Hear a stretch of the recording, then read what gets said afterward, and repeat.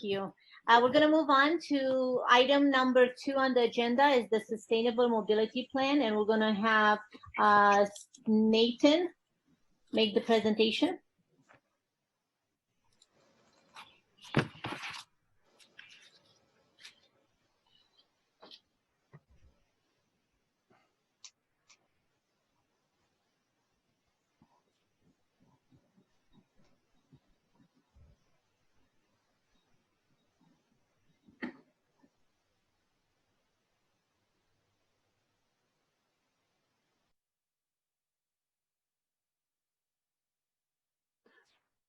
Hi, Chair Gokin. Can you hear me?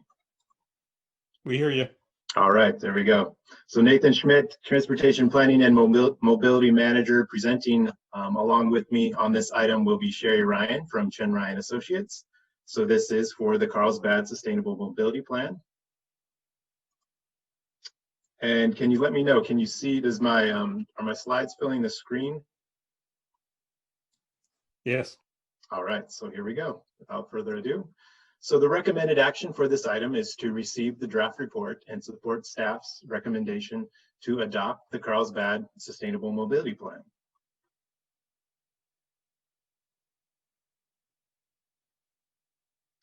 So the Sustainable Mobility Plan, or the SMP, has undergone an extended project schedule, which began back in the summer of 2018. At that time, it began with establishment of the existing conditions assessment and then the stakeholder engagement planning. From then on, in the fall of 2018, the Complete Streets Design Guidelines were developed, the stakeholder outreach events began, and the initial project list was developed along with the draft project ranking criteria.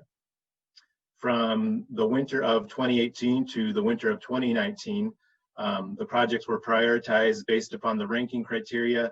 The draft SMP document was prepared, and the stakeholder outreach was wrapped up in late 2019 with the final stakeholder working group meeting in December of 2019. That brings us today to the spring of 2020, where we are now, where we have the draft plan before you. Prior to reaching the Traffic and Mobility Commission, the draft plan was reviewed by the stakeholder working group membership. As well, it was provided to the general public, where it was posted onto the city's project website. So community engagement was a key element of the planning process from beginning to delivery of the final draft plan. This approach included a wide range of stakeholders and multiple activities, which are all listed here. These were tailored to address the unique needs and interests of each stakeholder group. Highlights from this list include the stakeholder working group, which was really kind of the driving force behind the plan. They were formed to provide detailed information. They gathered extensive input from a diverse group of about 25 representatives from multiple key community, civic, and business sectors. The working group held 4 meetings at key points in the project planning process, where they provided input regarding the evaluation methodologies, the project selection, and also the prioritization exercises. Focus groups and intercept surveys were held on early in the initial research phase, and that was intended to help the project team understand the transportation habits and preferences of the local community in Carlsbad. A project website was also developed, and a social media program was implemented to further inform the general public of the plan activities and garner feedback through social media. Farmer market booths and community presentations were also conducted as requested, and included presentations to community groups such as the Carlsbad Chamber of Commerce, Carlsbad Unified School District, and some of the larger employers in the community, such as the Viasat Sustainability Team. Another important element of the public outreach project was the MetroQuest survey. So this was an online survey open to the general public. From this survey program, we received a total of 131 responses. This survey included a detailed series of exercises that was really intended to virtually guide respondents through the project planning process. With this, it included a prioritization exercise for people to rank their priorities for the Sustainable Mobility Plan, a mapping exercise for respondents to identify locations of improvements, and then a visioning exercise, which asked respondents about their vision for the future of Carlsbad and mobility in Carlsbad specifically. So the resulting sustainable mobility plan, it presents a comprehensive look at the current active travel and transit conditions, and it's really designed to serve as a plan of plans documents and help the city to consolidate all of these previous planning efforts that were done over the past 10 years. Some of the main elements within this plan that have been consolidated are the 2007 Bicycle Master Plan, the 2008 Pedestrian Master Plan, the ADA Transition Plan, and they are all listed there. Probably the most recent of those plans being the Village and Barrio Master Plan and the Trails Master Plan, which were recently completed. So before we get into the details of the Sustainable Mobility Plan, I just wanted to take a quick look at some of the current mobility programs and projects which are already underway in the city. The first of those being the city's TDM ordinance, which places requirements on non-residential developments for site-specific TDM measures. And then also the Traffic and Mobility Commission, which has been expanded to include mobility beyond what we were previously doing. Some key infrastructure projects. These are some examples of some projects that could be further developed with the SMP. That includes the mobility infrastructure projects on the Avenida Encinas with the road diets and bike lanes, pedestrian crossings throughout the city, and improvements to the Poinsettia station. The Carlsbad Connector is another program which is highlighted in the SMP. It's a first of its kind program for San Diego County.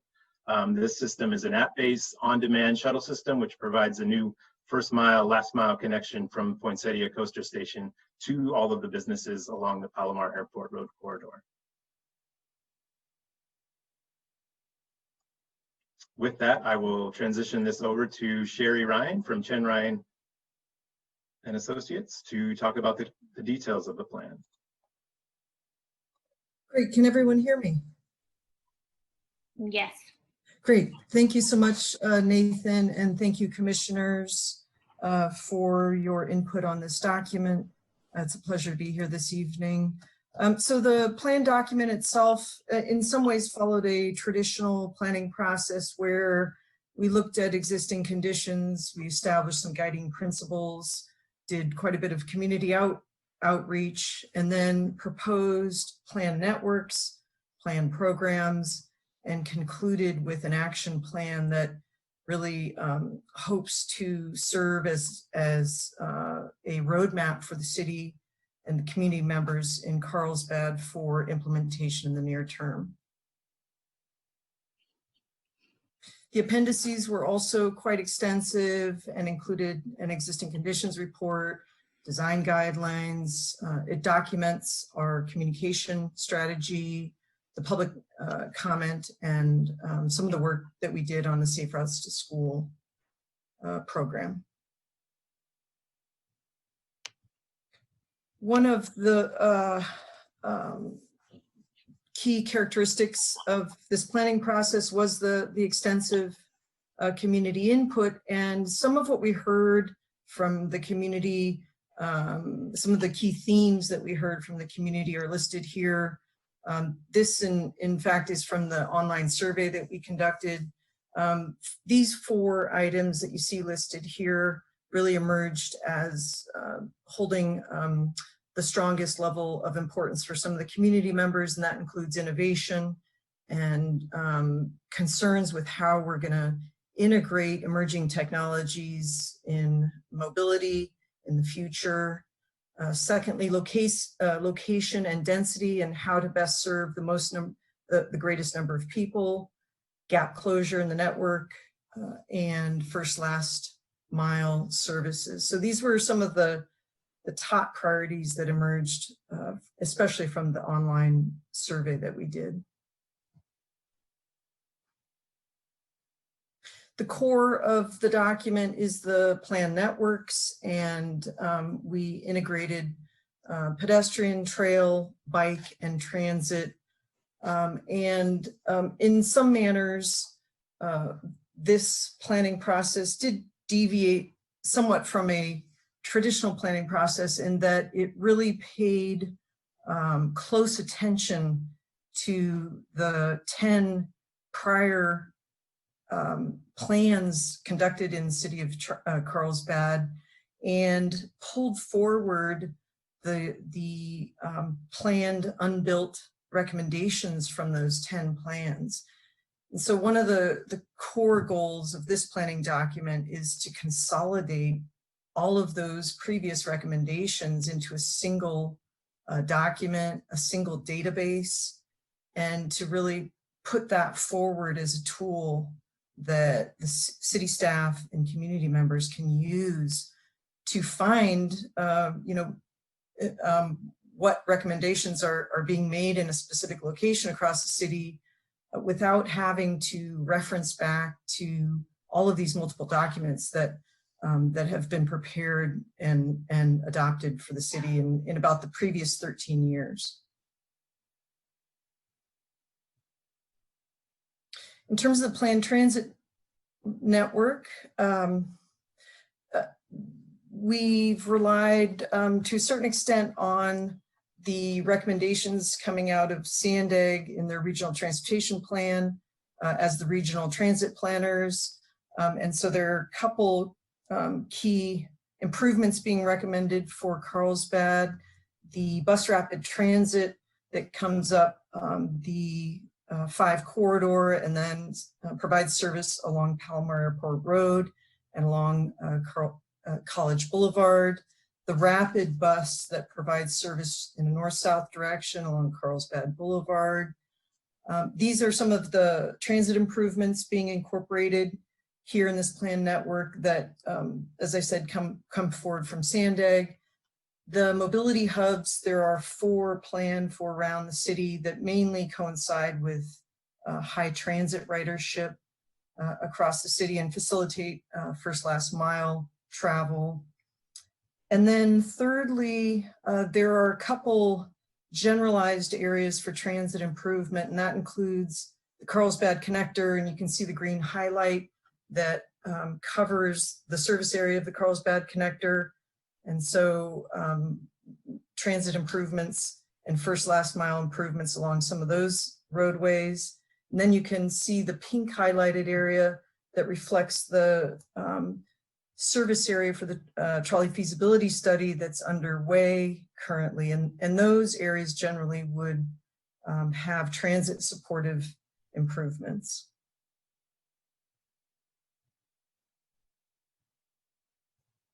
Okay, next slide.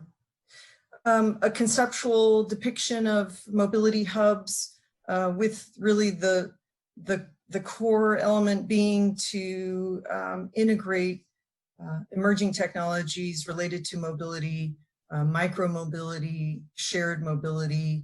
The improvements would mainly be focused at 4 mobility hubs being proposed across the city and really facilitates traveling from high activity transit centers to the final destination, say workplace, and tries to facilitate that kind of gap in the network, in the transit network through these small scale mobility options. The planned pedestrian trail network from the pedestrian master plan earlier on in 2008 and the very, very recently adopted trail master plan. The pedestrian network is quite robust in Carlsbad in previous planning documents, and this was carried forward in the SMP. The planned bike network, again, carried forward recommendations from the CATS and from the bicycle master plan. And it also is recommending transitioning many of the bike lanes currently found along the major and prime arterials in Carlsbad to class 4 cycle tracks. So you see a pretty complete, well-connected network of cycle track across the city.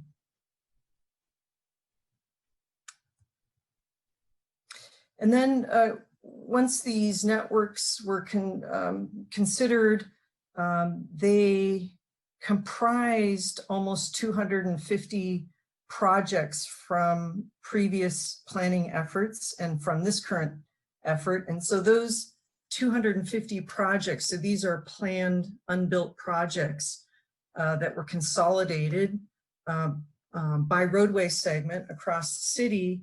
And then those roadway segments where those projects fell are prioritized given these criteria that are listed here. So the prioritization criteria relate to population density, employment density, median household income, the Callan-Barris screen score, senior and youth population density, and connectivity or key destination connectivity. So really there's 4 key categories of prioritization criteria related to density, equity, safety, and connectivity. The senior and youth population density is intended to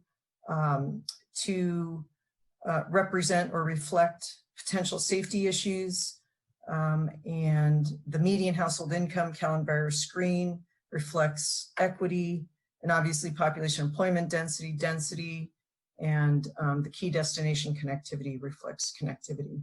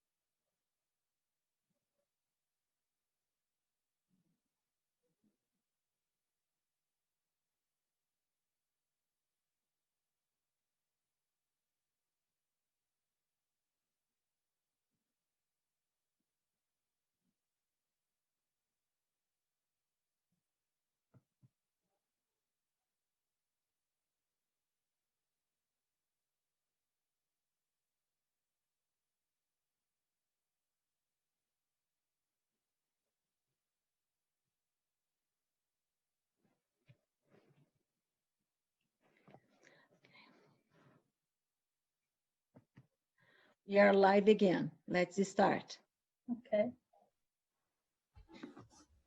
All right. I think that was a good transition point anyways. All right. And you're still able to see my screen? Yes. See your screen. Yes. All right. So thank you, Sherry. So I just wanted to highlight before we move on to the concluding slides here, just to highlight some other ongoing transportation programs that are currently in line with the goals of the Sustainable Mobility Plan. Some of these efforts would include, of course, the traffic engineering, the residential traffic calming management program, the ADA improvements that are citywide, the Complete Streets program, and the concrete replacement program for sidewalks. So next steps. So staff will incorporate Traffic and Mobility Commission feedback and update the plan as needed per your comments today. And then. Sorry, Nathan. Sorry, Nathan. All right, I'm back. Sorry, So Nathan. No worries. Second bullet there is to request that the City Council adopt the Sustainable Mobility Plan. So beyond these steps, after adoption, staff does propose that once the SMP is finalized, staff intends to take the following actions to develop a detailed implementation strategy. This strategy would have a focus on providing realistic funding strategies, doing a detailed engineering feasibility study for the design and construction of the projects that were identified in the SMP. The implementation strategy will build upon the project prioritization process with staff reviewing the high priority projects or HPPs. And then from there, we would conduct a preliminary feasibility study of the HPPs and prepare concept plans and cost estimates for the high priority projects. So essentially what this is doing is taking all of those high level planning recommendations, the lines on the map, combining that with the design criteria established in the Complete Streets Design Guidelines, which is in the appendix to the SMP, and to really take a close look and figure out which of these projects are feasible in terms of design, in terms of, meeting the right of way, in terms of, just their general implementability. So in summary, recommended actions are to adopt the Carlsbad Sustainable Mobility Plan. With that, we will open up to the commission for questions. Okay, so again, I'm just gonna go one by one, commissioners, to see if you have questions, and it's just random order that's on the list. Commissioner Perez, do you have any questions? Yeah, I do have a couple of questions. In regards to, I think this might be directed towards, I believe is it Dr. Ryan? Yes. Yeah. Thanks.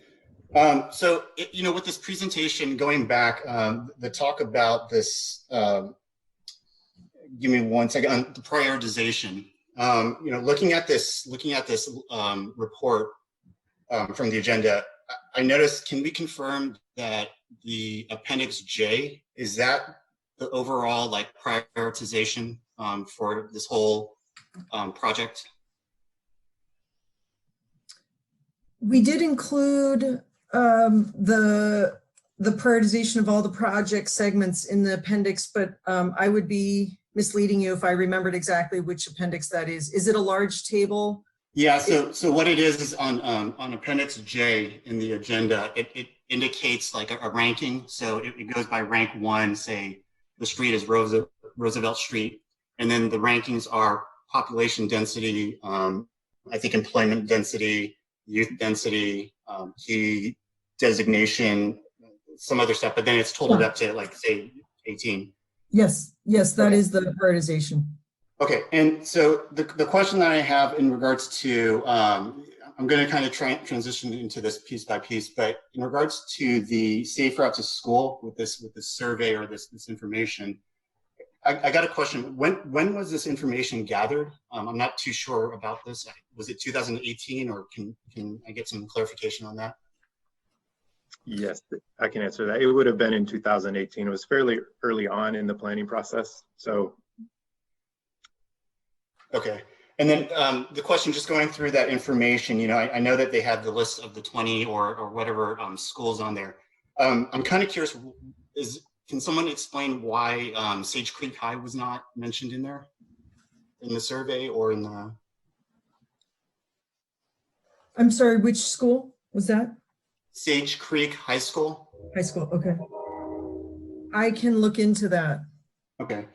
And then the other thing that the questions that I have is, first and foremost, in regards to the descriptions, I'm going to just kind of go through this on appendix. I believe it's appendix A,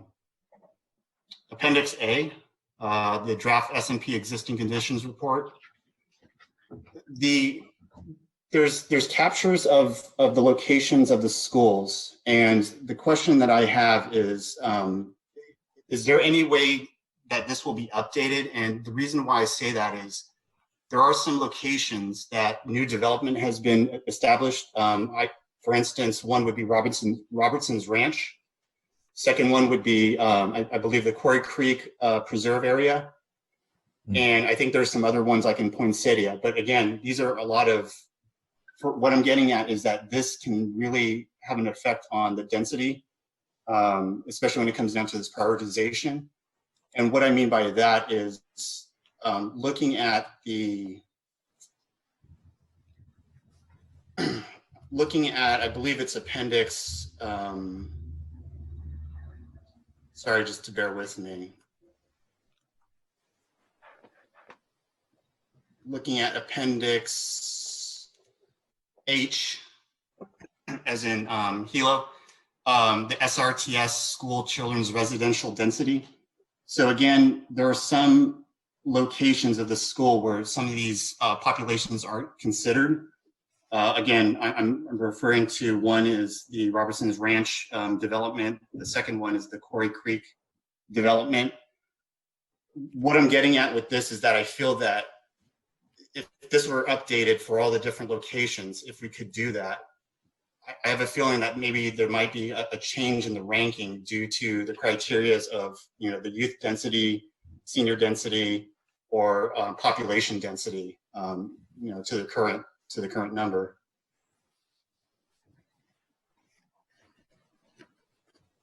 Yeah, I believe the population employment density data was from 2017, would have been American Community Survey Census data from 2017.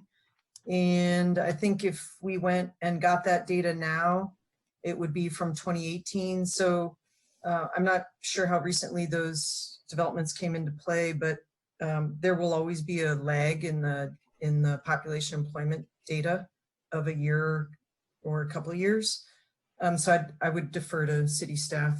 Okay, and then in regards to that point, and you know, referring to city staff, just looking at some of the other appendix in regards to, sorry, I believe it's the street mapping or the route mapping for these locations of the schools.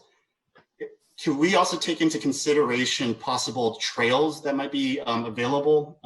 I.e., there are some new trails that have been opened in regards to kind of in the area again of the Calavera area, the Poinsettia area, and also in the El Camino Real area. And what I mean by that is that these trails are actually open so that they can actually connect into and be able to have these kids or the safe route to school open up for children to be able to, you know, access to ride their bikes or to walk there. And I guess that's just one thing that it would just be nice to have that identification on there so that we could maybe possibly update the suggested walking and biking routes to school. This is Paz Gomez. Just wanted to address the question with regards to the scope of work. Part of the funding for this involved a grant from Caltrans, and so they have actually been asking for the completed product for a while now. Mm-hmm. And also we'll have to verify, but any of the additional work that has been mentioned would entail some additional negotiations with our consultant to further expand the scope of work, which would involve additional funding. So that is something that before we would continue and expand on the deliverables, we would have to take a look at that and then have to submit that as an additional request through our operating budget process, which City Council will have to approve. So, thanks, Paz. So then the question for that is, if this, for the safe routes to school, if this season or if this school year is going to end, are we going to have another, I guess from the safe routes to school, will we be having another survey for this end of school year?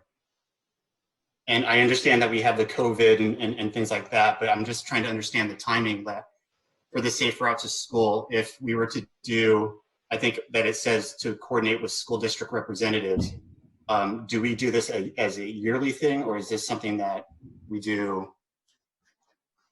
Yeah, we would not be doing it as a yearly update. You know, we could potentially look at this again, but we would have to approach it with that new scope of work, you know, additional funding to do so. Okay, so then I guess my final question is for those developments or those communities that I mentioned before. So what would be the next steps for them to voice their take on, you know, the safe routes to school? So i.e., if they wanted to try and open this up, is this something that they would have to approach City Council as a community member, or do we have anything in place for that? We do intend, if you're speaking specifically towards safe routes to school projects, we do intend to, you know, further these eventually. We don't have a date yet, of course, But I mean, these are, again, very high level planning recommendations. So if there are specific recommendations in any of these plans, we're more than happy to work with the local community to refine that. As far as the analysis goes, yeah, we don't have any plans to update the initial prioritization analysis for the Safe Routes to School part, but we can definitely work with the local community to refine the identified improvements.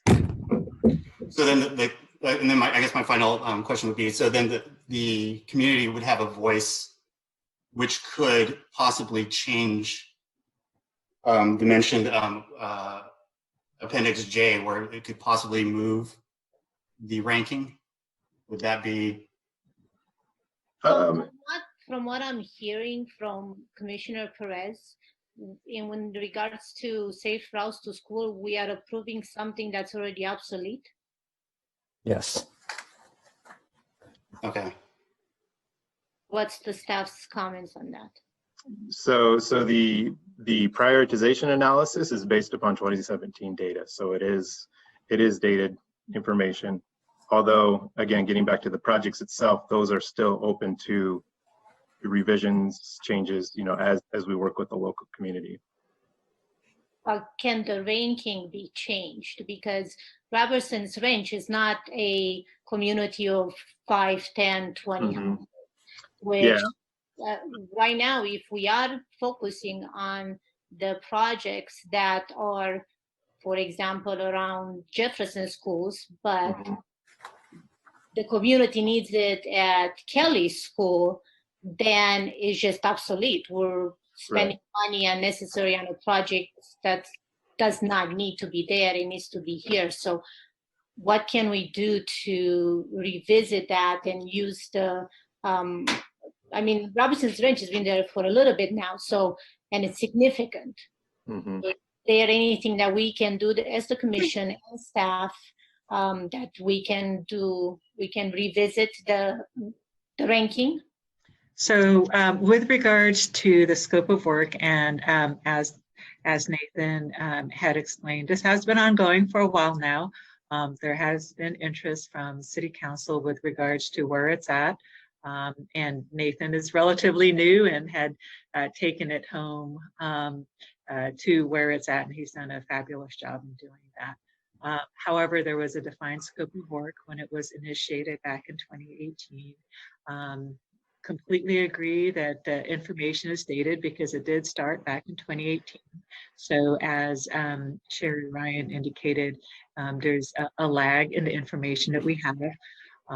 So we have a completed product, and just like in lots of plans and products and so on, especially if it takes a period of time, that it needs to be revisited, and that's the reason why there are plans that are revisited every few years.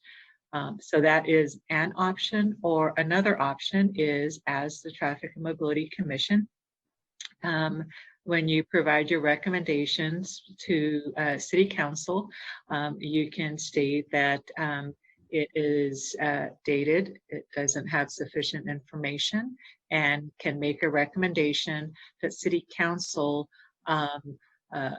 prioritize this over the other projects and funding. And seeing as we have the COVID-19 situation right now, there are going to be some tough budget decisions forthcoming that City Council could take into consideration, furthering and updating this to at least current year as an option, at which time staff can then negotiate and determine how much more funding it would take to update and include all the items that Commissioner Perez and perhaps the other commissioners would have as well. So in essence, this plan will not be adopted and would instead be further extended if that is City Council's decision. Okay, so let's just move on to the other commissioners, and then. Thank you. You're welcome. Okay, Commissioner Vice Chair Johnson, do you have comments? Yes, I do. I have some questions. Can you tell me why this report or plan is not, it's exempt from CEQA?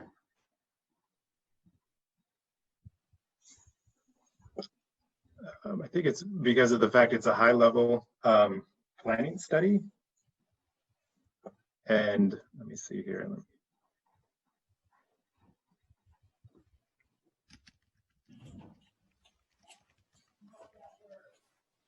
Oops. Sorry, I'm just trying to pull up the staff report.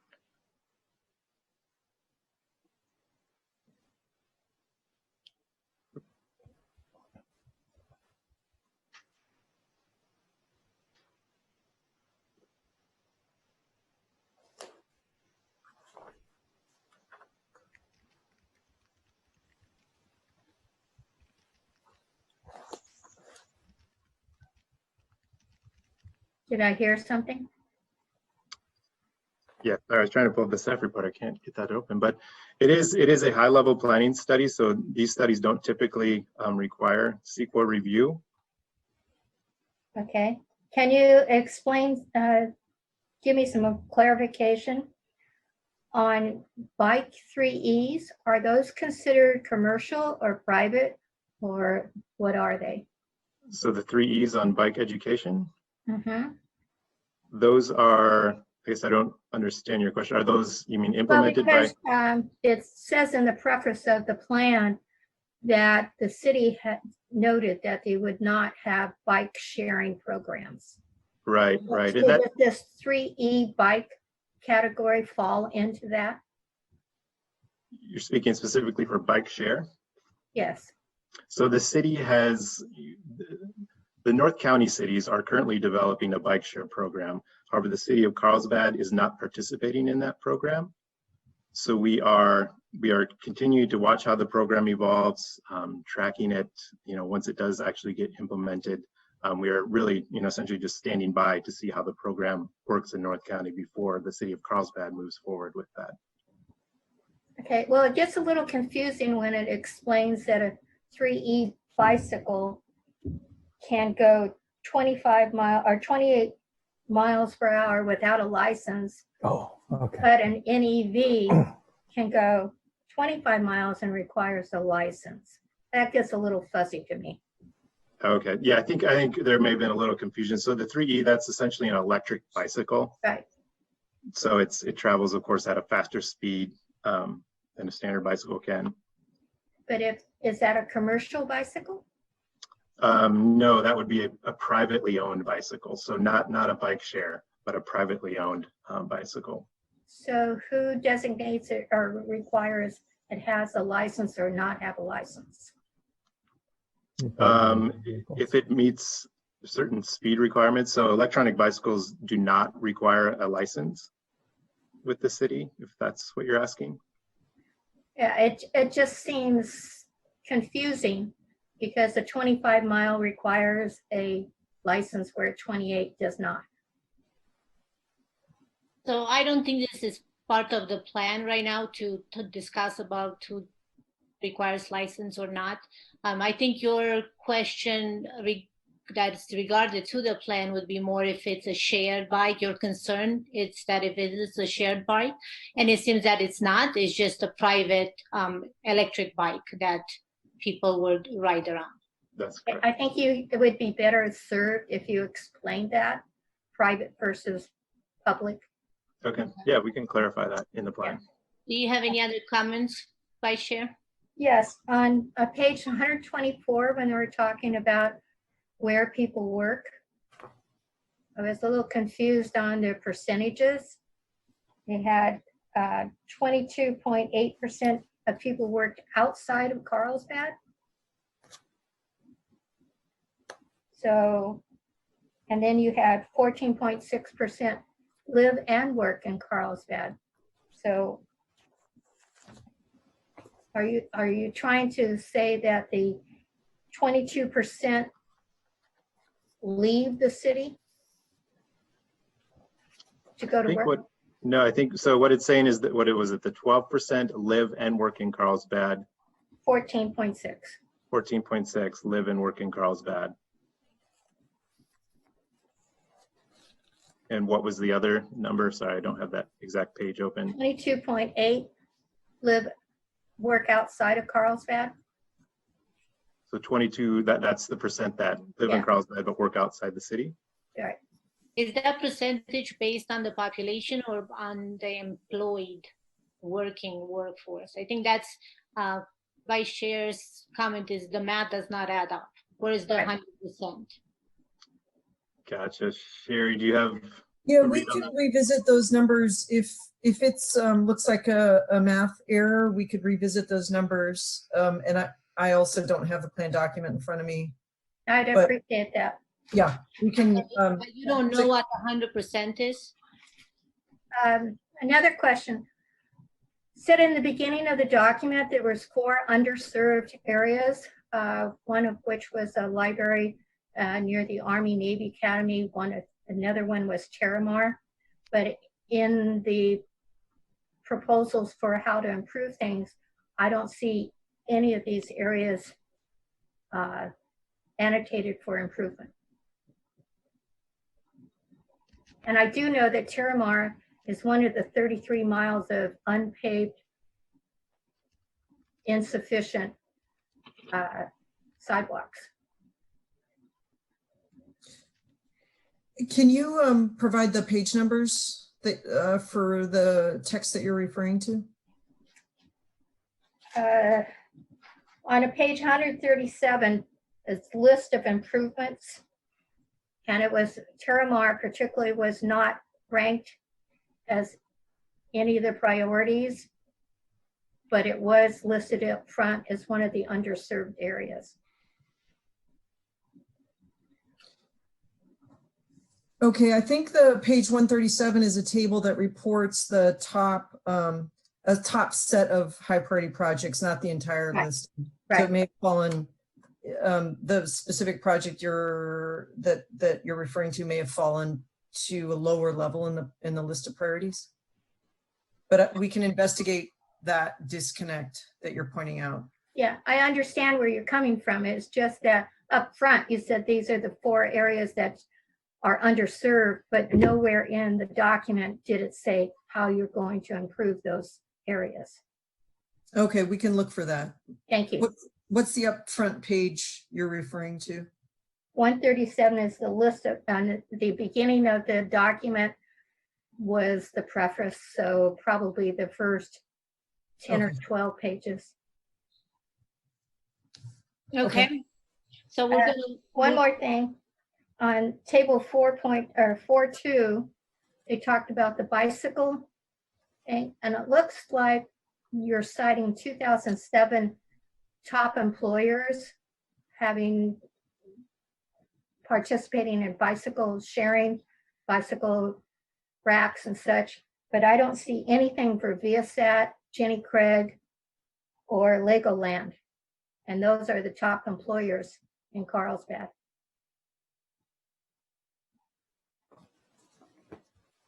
We can review that if you can.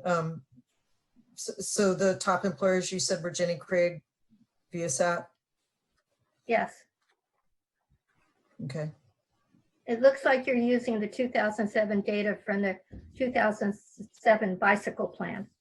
So it would probably be much better if you use current employers.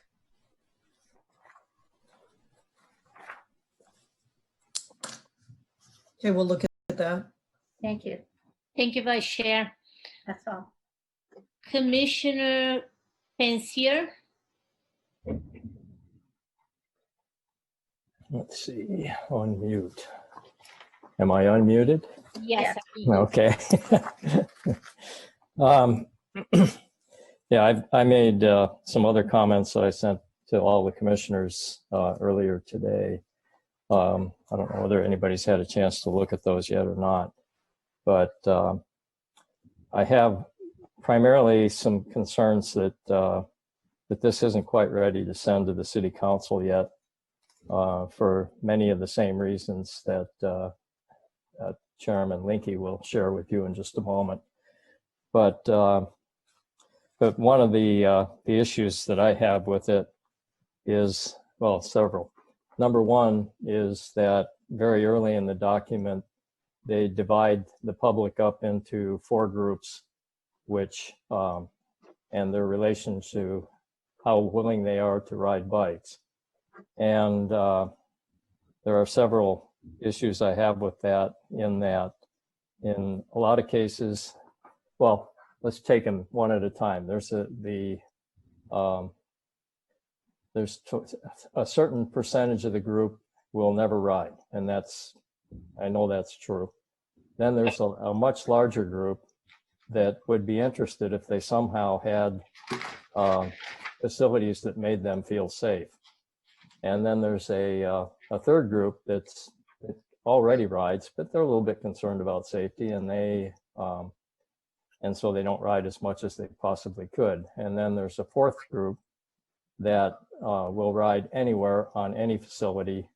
And in the initial draft of this, they were called strong and fearless. And as a member of that group, I'm insulted by that type of statement, because no one I know that's in that group is fearless. But, and we're not necessarily strong either, but we are educated and we are experienced, and we're able to ride anywhere because of that. And for that reason, I think that the initial draft of this document, which has been corrected now by Nathan, avoided the very, very important aspect of education in at least getting that 7% into the 1%, because that's all we really need to do. If you can get 8% of the people out there taking trips by bicycle, that's as good as any other city in the country. And that can be done with education. So that's my primary concern there. That big group that says they're interested if they feel safe enough, my personal opinion, based on 40 years of experience in talking with these people and trying to train them, is that it will never be safe enough, or there will be another reason why they won't go out and ride. So the actual group of that 20 some odd % that will never ride really includes virtually all of that 60%. Mm-hmm. So we really need to be able to just work on the people that really are interested, that really are riding already, and we just need them to provide them with the tools they need to be able to ride safely on the existing streets. And that rolls into the second comment, which is, what do we do with all these high-speed arterials? And the solution that's being proposed there to install cycle tracks, which are sometimes erroneously referred to as protected bike lanes, may not work here. And the reason I say that is because there aren't any successful, in fact, there aren't very many anywhere in San Diego County. There's only a couple that are being experimented with. And in those, the problems are starting to show up, and many of them are being changed as a result. The initial draft of this plan included some photos of a street in Encinitas that had some brand new, nice shiny green bollards separating the travel lane from the class 4. If you went out and took that picture today, you would find that most of those green bollards have been smashed and replaced with a candlestick. And you won't find any additional riders there, nor will you find a program within the city of Encinitas that even tried to find out whether this change would encourage other people to ride there. So my strong feeling on this is that we can't hang our hats on changing all the existing bike lanes to class 4 and without at least doing some kind of an experiment on a place where we do some before and after surveys to determine whether it really works. And if it doesn't, then we've got to go another way. This just doesn't seem to me to be I mean, we're just hanging our hat on this thing for 100% of the arterials in the city. Okay. I guess staff noted the comment. and we're gonna move on. Do you have any other questions or comments? Yeah, the other question sort of relates to the safe routes to school. One of the things I see on there is some nice maps with some circles that show how long it would take to get there by bike or by walking. And they're nice defined circles, but they don't take into account the fact that there are hills out there, which will significantly change the time that it takes to either walk or ride to school. And in conjunction with Commissioner Perez's questions, there is a sort of a what do I call it? Carlsbad's great secret, in that we have a number of trails that don't have to meet standards that are in the California Manual on Uniform Traffic Control Devices. They don't have to be paved, but they lead from residences and directly toward the schools, maybe using some neighborhood streets, and that exists both at Hope Elementary, Kelly Elementary, and several other schools that we really should focus on getting some maps out and getting those into the hands of the students and the parents at these schools, so that they can move away from driving as the only way they get their kids to school. Last year, we had several students from the area of several of the schools, of course, around Valley Elementary. Parents have come and they said they don't feel safe letting their kids ride to school, so they just join the crowd and drive. And that's the kind of situation we can really help if we work on issues that they have presented to us. I don't see this document doesn't. Commissioner Pensier, that's something that we will look more detail, and we will work with the schools and the district. But right now it seems that when it's related to this report, the plan, we should focus on seeing what we can do with it, if we're going to approve it or not. So I did get the notes and the comments, but we're going to move on. Okay. With Commissioner Fowler, do you have any comments or questions? No, I don't. Okay. And then Commissioner Hunter. No, I'm good. Did I miss anybody? Wink, wink. Commissioner Linke. Right. So I provided quite a lengthy list of concerns in my letter, and I just want to summarize a few of them. I'm obviously not going to go into all of them, and with the chair's permission, I'm going to try to share my screen with some slides.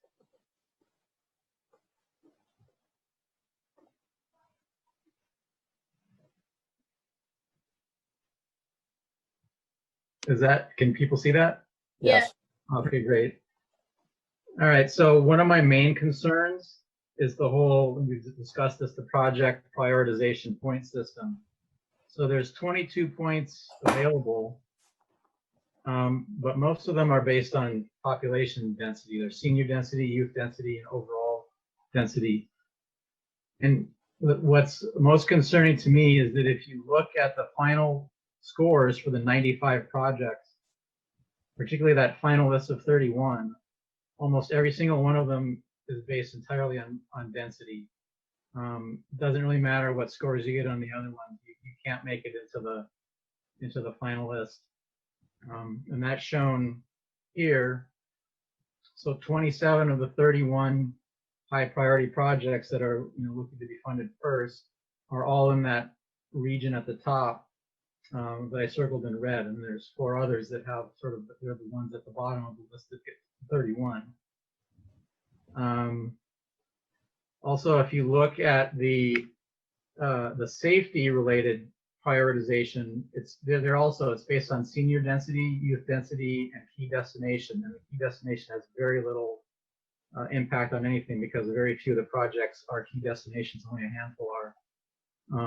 So instead of using actual safety data like collision information, it just uses density. So you end up with everything is based on density. So every project that's located in this red region is going to get funded and prioritized before any other project in the city. Now, I represent that area, and I appreciate the fact that most of the or almost all the projects are there, but I think we probably need to explore a more broad-based point system that gets the rest of the city involved. This shows from the SMP the collision maps for pedestrians and bicycles. Now, there are a pretty good concentration of the collisions do occur in that area that had the red circle around it. And it might be difficult to see on your screen here, but there are a lot of other areas that seem to be hotspots in other parts of the city. So, you know, to me, when we're looking at a prioritization system, and one of the factors needs to be safety, not just population density, almost to the exclusion of every other category. Actually, let me just go back. The vast majority of schools, which we've talked about too, are not high priority either because the students that live in those areas are not, the housing density isn't as high as it is in the area that I have the circle around, so they're never going to reach the priority needed to get a high priority project around those schools. Additionally, transit projects are not going to happen unless they're in that red area. So again, I think we need a more balanced point system. So that's area number one, the point system. I think that alone is enough that we don't want the city council adopting this very geographically biased system.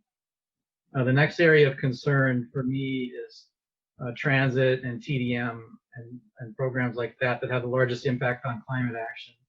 This kind of gets to what I think Commissioner Johnson was saying. This clarifies it.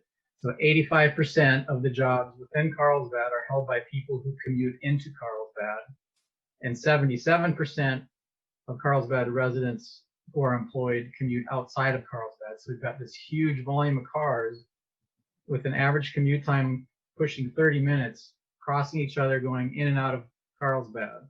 If we really want to cut down VMT, vehicle miles traveled, and greenhouse gases to be compliant with the climate action plan, I think we really need to address this issue. The smaller trips within the city are also important, but this is a huge one. And I feel that when I read the transit and TDM sections, they're just afterthoughts in this document. And to me, that should have been the central focus. And this kind of exemplifies a problem here that this is from the active transportation strategy, which is one of the documents that was incorporated into the SMP. And it says that all transit prioritized corridors operate at an unsatisfactory level of service E. And then it lists all the streets in Carlsbad that are prioritized for transit. None of them pass. Now, if you look at the SMP's level of service for pedestrians and bicycles, the pedestrians on the left, there are several red areas. The bicycle one is full of red areas. So those are all level of service E or F areas for pedestrian and bicycle. So every street fails for transit, many fail for pedestrian, and bicycle is just vast numbers of failures across the city. So if the draft SMP is adopted by the city council, to me that means that they're accepting that we have these deficiencies all over the city, and in that case, those service failures should all trigger GMP deficiency processes, just like we're dealing with vehicles, which in theory we should be shutting down development all across the city because of these deficiencies. And I think this is another case where the city has one set of level of service methods that they apply for planning documents, and a second completely unrelated set where everything passes for the GMP monitoring report. And we'll see when the GMP monitoring report what these level of service maps look like for pedestrian, bicycle, and transit. And I can tell you probably that they're not going to have any failures like they're showing here. And I think it's bad for us to have an inconsistent message. And if the city council adopts this, they're basically acknowledging that we have deficiencies all over the city. And also, there are a lot of problems with the tables where they're claiming mileage of pedestrian and bicycle, like new mileage, is very confusing. I was hoping to hear some answers to those questions. I didn't really hear any answers to the stuff I submitted. And to finish up, I wasn't going to talk about schools, but to me, the safe routes to schools, Ms. Gomez referred to the fact that it'd be out of the scope of work to do more work on that. But when I read what's in the scope of work, I thought walk audits were supposed to have been done, and parents and other community members were supposed to be involved with meetings and exhibits and summaries of comments from those meetings. Those are all the things that I read in the deliverables, or the tasks and deliverables, and what was supposed to be done. But to me, it really appears that all of the safe routes to schools maps are just computer generated things, as someone pointed out, ignoring hills. I looked at the school that my 11-year-old son goes to, and the recommendations for improvements there include intersections that would never be used by students because they're across the street and all the students there go to a completely different school. So no school boundaries were taken into account apparently when these were done for safe routes to schools.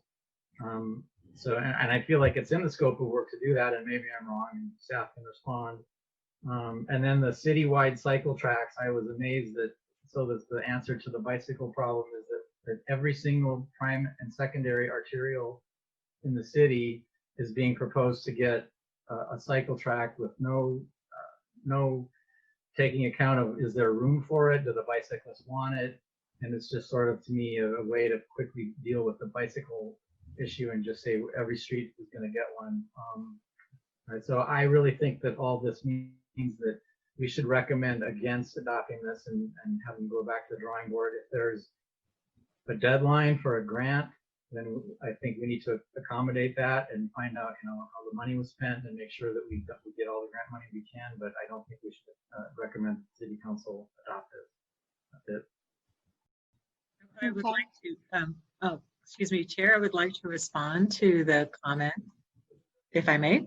Yes. Sure. Thank you. So the comment that I had made with regard to a safe route to school to Commissioner Linke was not specific to the deliverables. What I recall that Commissioner Perez had said was he was talking about Quarry Creek, Robertson Ranch, and other developments that were not included in the scope of work, or perhaps were not included. And that's something that, based on the information, was that this had started in 2018. We used information from 2017 or 2018, so there were dated information. Now, with regards to specifics, to your point, as far as what is included or not included in the scope of work, we can certainly hold a consultant accountable for all of the deliverables that are outlined. If there is anything outside of that specific scope of work, then that's the part that would need to be negotiated as additional work because it was not in the initial work. So just wanted to clarify that. And then the other part was with regards to the way forward and the grant. The grant was a portion of what was provided that had long expired, that Caltrans has asked us for a final deliverable. If it isn't ready, it isn't ready, and it was supposed to have been delivered last year. So the point being is if the recommendation is it is not sufficient because it is not providing what you as the Traffic and Mobility Commission envision as what the Sustainable Mobility Plan should be delivering, then that would be a recommendation that what is provided that is completed at this point is not sufficient to be adopted.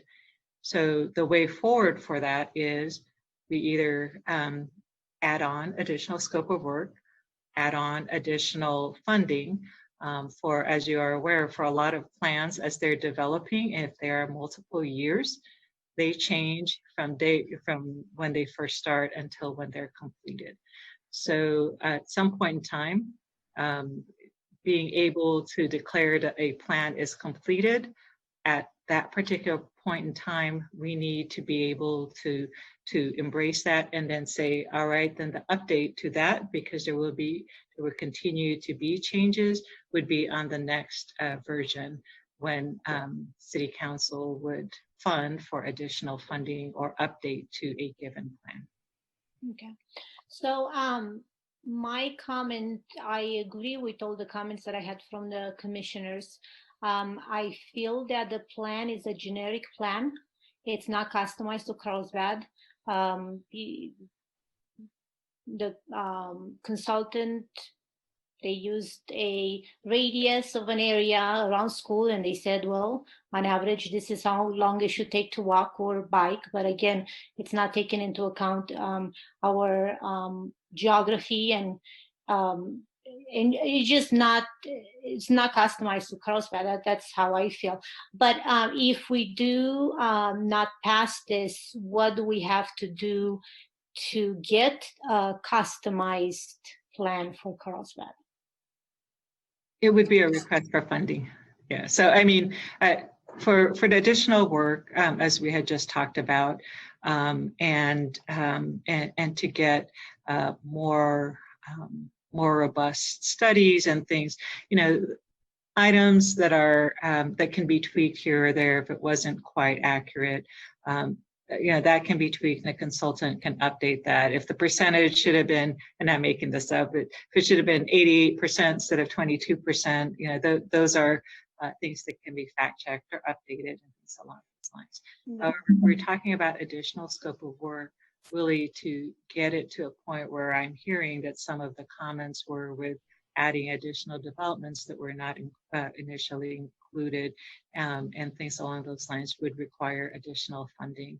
And this is the time that we are discussing the budget, our budget discussions for both operating and the capital improvement program are at a bit of a discussion because of our current situation. I think there will be some very tough decisions that will be made in moving forward by City Council. And so there will be a lot of competing requirements for things across the board. And so, so just putting that out there for the concerns of where something along the lines of making a recommendation that this is a higher priority than perhaps some of the others to complete it, whatever the dollar amount will be, it will then be further prioritized by City Council on funding the additional funds. And how do we know that some of the comments that we had were not already in the scope of work? Oh, we can that we can do. Staff, Nathan knows what the scope of work is.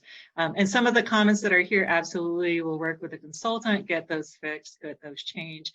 If things were supposed to have been delivered, were not delivered, we can hold the consultant accountable for those, and that those can be done. I'm talking about if there's anything else that's above and beyond that would end up costing some additional funding.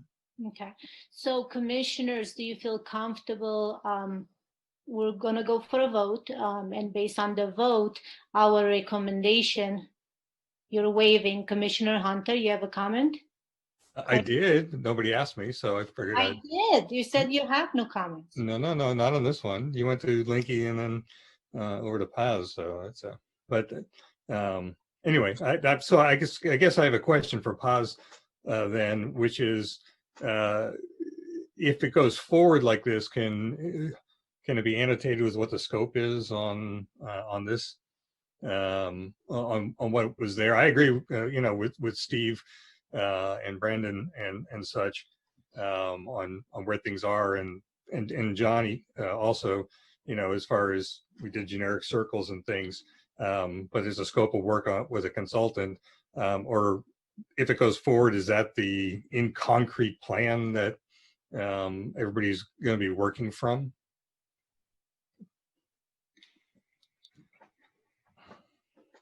So I think what I'm hearing is that right now we have a plan that the commissioners have some concerns about. We can go back as staff and say, okay, address these questions, answer these questions, and fine tune it. the plan had been to take it to City Council. What was the date, Nathan? Was it May 5th? May 5th, yeah. 5th, which can be postponed. It is not cast in stone, especially if we feel that it's not quite ready.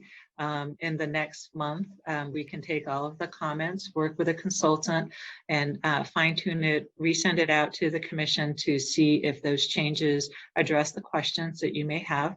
Other than if it is deemed that it's additional scope of work, it wasn't in the consultant's scope, then we can have an idea of, or at least guesstimate how much more additional funding it would be. Maybe it's just minor, maybe it's just $10,000 here or there, or maybe it could be something more robust, closer to $100,000.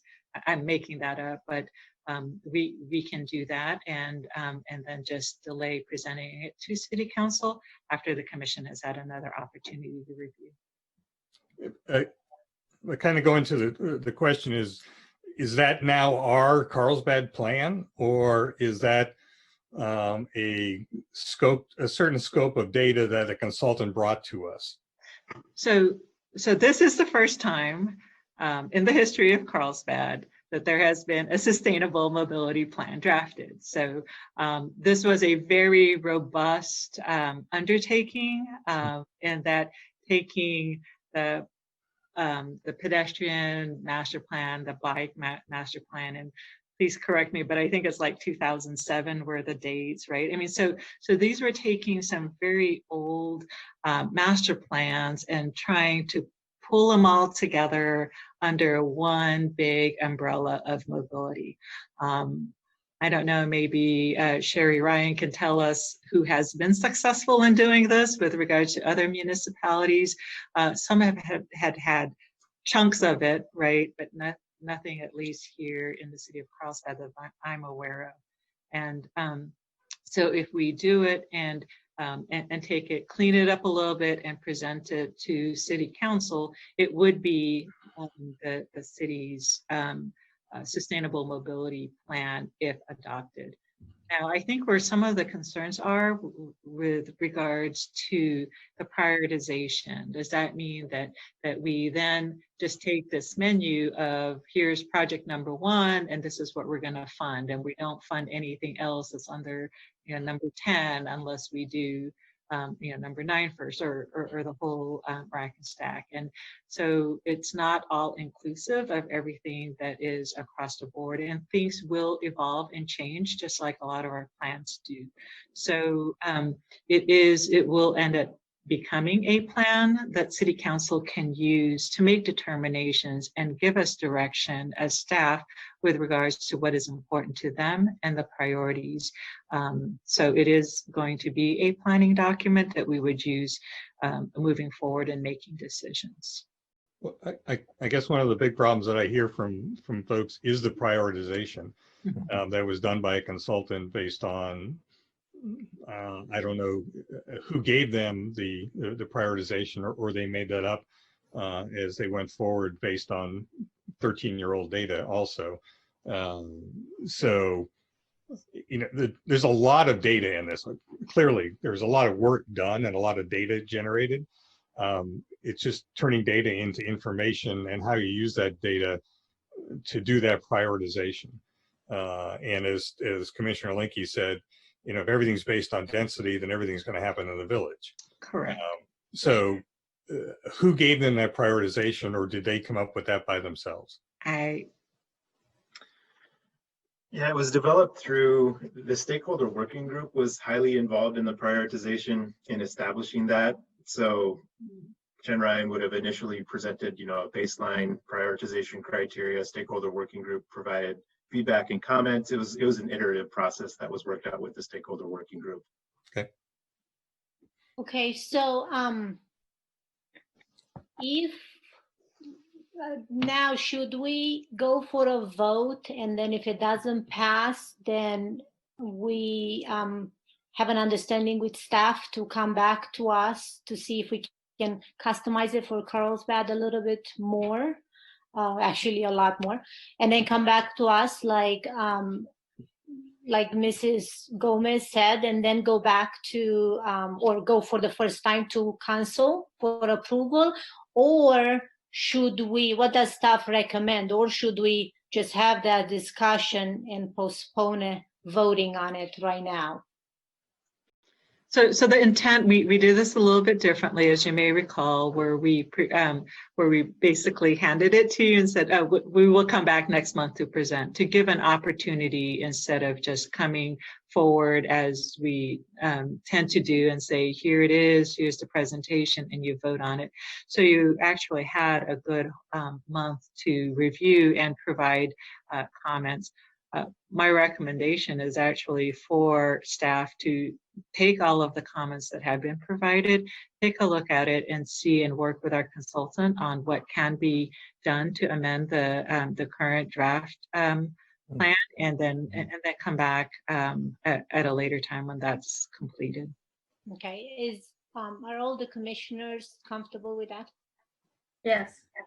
Bring it back to the commission first. I'm sorry? Bringing it back to the commission.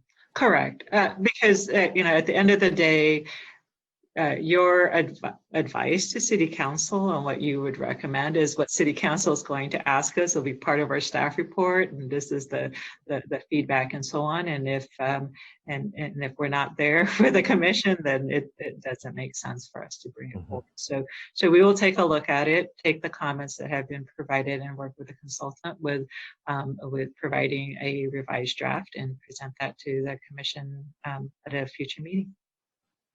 So I would move that we ask staff to address the commission's comments and bring the draft of sustainable mobility plan back to us at a future date. Second. Everybody go for a vote. Can I ask a question or comment? Yes, please. So I think one issue there is then so there's a missing feedback. And what is the priority or the issues that were brought up that needs to be dealt? Or is the plan that the consultants will just say, well, we'll fix everything? And I'm skeptical of that idea. So I'm wondering whether there should be an additional feedback loop in which staff comes back with a prioritized list of things to address in the report or the proposal, and then we can look at that and say, yes, those are the right things. It just seems to me that if they go off and say, well, we'll fix everything, and then we kind of lose the thread of it. That's all. Just a suggestion that we could have an interim step that staff comes back and says, these are the things that we're going to address specifically. And then I think that's even though it adds a step, it may actually be a more direct loop in a way to address the concerns. So we can provide an update at the next meeting with regards to conversations that we have with the commission, with the consultant. And at that point in time, we can determine this is, it's a tweak here, a tweak there, it's within the scope of work. They can make those changes fairly quickly. For some of the items that were addressed with regards to questioning, prioritization, does that make sense? Or if including others, we can come back and include it as additional scope of work and then present that to commission at that time. And as Commissioner Fowler suggested, perhaps having it in a prioritized list. Yes, Commissioner Linke. Would it make any sense to form like a small ad hoc committee, like of 2 commissioners to work with staff between the meetings so that we don't just have to wait till our meeting? I'm not saying we have to, but it's just an option. Staff? Yes, I think that's a good idea, just to make the process more efficient. Having your feedback directly, that would work well. I think that would be a good idea. And may I suggest, Commissioner Pensears has actually been involved with this as a stakeholder working group member as well. So he has a lot more of the history, perhaps even than some of the staff. So, so I think for your consideration. Do we make a motion to create that ad hoc and who's on it? You do. You make that motion. Okay, do I have a second? I'll second it. Okay, so Vice Chair Johnson made the motion, so we create an ad hoc committee. I and Commissioner Hunter seconded. I suggest Commissioner Linke and Commissioner Pensier and Commissioner Perez on it. That is just my suggestion because Commissioner Linke has done extensive research on it. Commissioner Pensier represents the bicyclist community, and Commissioner Perez represents, to what I've seen, the schools, the safe routes to school. I'm not sure we can have more than that, or if you have a different recommendation, if you want to be on it as a backup. Any comments? Chair, if I may, I think there was a motion that was made by Commissioner Linke. So, so there either needs to be a vote or he withdraws that motion. Yeah, I was waiting for her to finish a pass to remind her that we had a motion with a second. Yes, Commissioner Linke, would you like to withdraw your motion about going to council with, or coming back to us with the plan? Like, I think we can go forward on his motion and then follow with Johnny's motion. Okay. I agree with that, or I can amend my motion to form an ad hoc committee as well. Well, because your first motion was for staff to come back at the next meeting. The second motion is for us to work in the meantime with staff. Right. Yeah, they're compatible. Yeah. Well, actually, you have to act on the first motion. So Commissioner Linke, you could pull your motion back and revise it and then represent the motion and hopefully get a second. Okay, I'd like to revise my motion to say request that staff revise the draft sustainable mobility plan pursuant to the comments submitted and made by the commission, and that an ad hoc committee composed of Commissioners Pensiers, Perez, and myself be formed to work with staff, and that the matter be brought back to the commission at a future date. Do I have a second?